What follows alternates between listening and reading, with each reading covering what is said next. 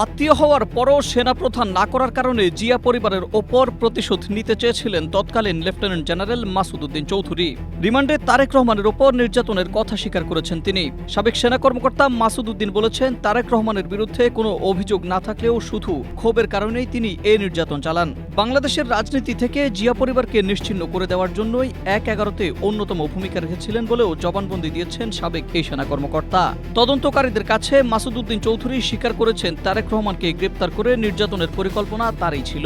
তিনি আশা করেছিলেন এর ফলে বেগম খালেদা জিয়া তাদের সব শর্ত মেনে নেবেন এবং বিদেশে চলে যাবেন। কিন্তু বেগম জিয়া শেষ পর্যন্ত অনড় ছিলেন। তিনি বলেন, তারেক রহমান এবং আরাফাত রহমানকে গ্রেফতারের পেছনে মূল কারণ ছিল জিয়া পরিবারের ওপর মানসিক চাপ সৃষ্টি করা। কিন্তু বেগম জিয়ার আপোষহীন ভূমিকার কারণে তাদের পরিকল্পনা ভেস্তে যায়। বাংলাদেশ প্রতিদিনের এক প্রতিবেদনে এসব তথ্য উঠে এসেছে।